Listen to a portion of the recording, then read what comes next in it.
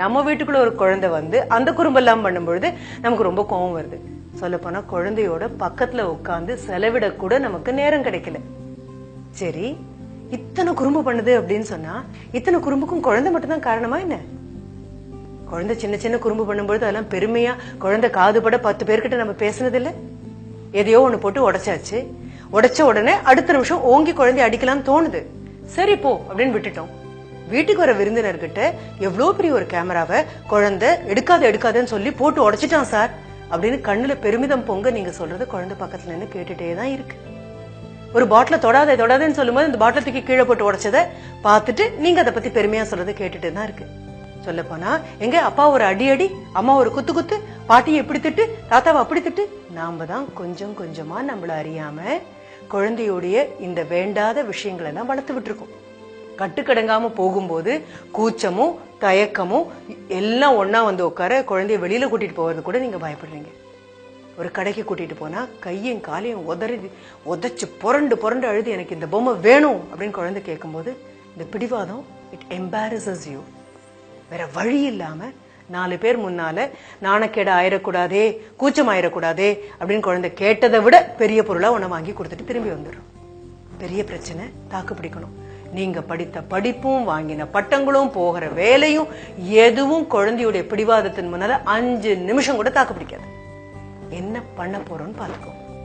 எல்லா உளவியல் வல்லுநர்கள்ட்டையும் கேட்டாலும் அவங்க எல்லாரும் நம்ம கிட்ட சொல்ற ஒரு விஷயம், do not allow your child to exploit you.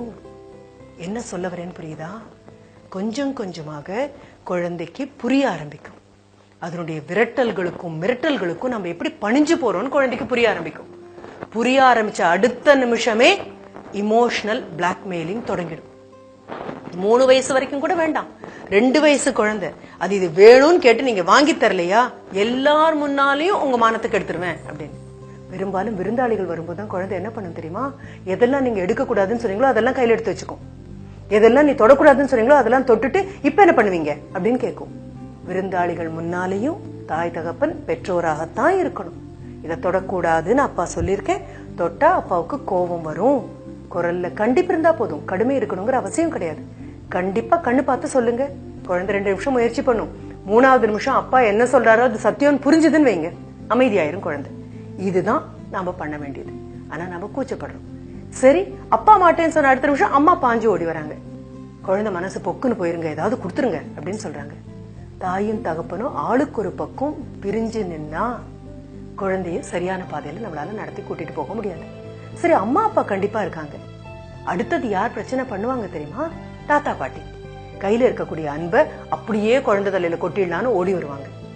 அவங்க கிட்டையும் தனியா நீங்க சொல்லணும், நீங்க எப்படி கண்டிப்போடையும் கரிசனத்தோடையும் எங்களை வளர்த்து நாங்க எந்த பிரச்சனையும் இல்லாம முழுமையான நபர்களா ஆனோமோ அதே மாதிரி கண்டிப்போடையும் அதே சமயம் கரிசனத்தோடையும் குழந்தைய வளர்க்க நீங்க உதவணும்.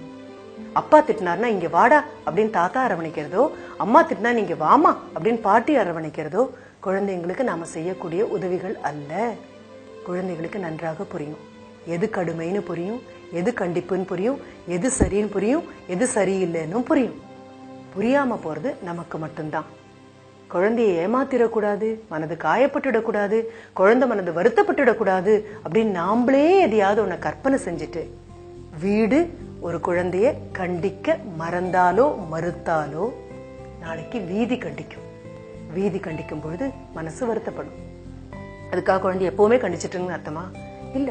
குழந்தை கூட சிரிக்க நேரம் இருக்கு, ஓட நேரம் இருக்கு, ஆட நேரம் இருக்கு. எனக்கு இதை பத்தி பேசும்பொழுது ஒரு சின்ன அனுபவம் ஞாபகம் வருது. அன்றாடம் கல்லூரிக்கு கார் ஓட்டிட்டு கார்ல வரக்கூடிய என்னுடைய ஒரு சக ஊழியர், அவருடைய குட்டி பெண்ணையும் என்ன பண்ணுவாங்கன்னா அந்த பள்ளிக்கூடத்துல விட்டுட்டு வருவாங்க. மாலை நேரத்துல காய்கறி வாங்கிக்குவாங்க, குழந்தையும் கூட்டிக்குவாங்க, போவாங்க. குழந்தை பாவம் ஏதோ சொல்லணும்னு முயற்சி பண்றா, ஆனா அம்மா ஒத்துக்கவே இல்லை. வெளியில குழந்தை காமிக்கிறோம், ஐயோ இந்த மேகம் பாருமா அப்படியே என்னெல்லாமோ மாதிரி வருதுமா, பறவை மாதிரி இருக்குமான்னா சொல்லும்போது அப்படிதான் இருக்கும் அப்படின்னு அம்மா சொல்றாங்க.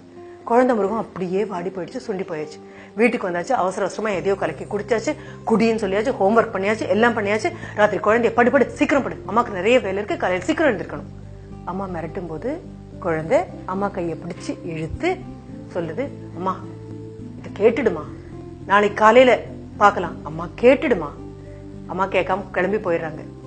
அப்பா சொல்றாரு, என்னமோ குழந்தை சொல்லிட்டே இருக்கால, என்னன்னு போய் பாரு அப்படின்னு.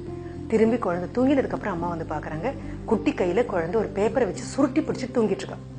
கையை பிரிச்சு பார்த்தா அந்த குழந்தை தன்னுடைய சின்ன சின்ன எழுத்துல எழுதியிருக்கா, அம்மா எனக்கு உங்களை ரொம்ப பிடிக்கும், ஏன் பிடிக்கும் தெரியுமா அப்படின்னு 1 2 3 4 5ன்னு போட்டிருக்கா. அதை பார்த்ததுக்கு அப்புறம் அம்மா உட்காந்து அழுததாக அந்த நண்பர் எங்கிட்ட வந்து சொன்னாங்க. புரிஞ்சுக்கோங்க, குழந்தை சிரிக்கும் போது கூட சிரிக்கணும். குழந்தை மனது கஷ்டப்படும் போது கண்டிக்கக்கூடிய நல்ல ஆரோக்கியமான சிந்தனை உள்ள தாய் தகப்பனா இருந்தோம் அப்படின்னா அப்புறம் குழந்தைங்க 8 வயசு 9 வயசை தாண்டி 15க்கு போகும்போது பயப்பட வேண்டிய அவசியமே இருக்காது. என்ன? வணக்கம்.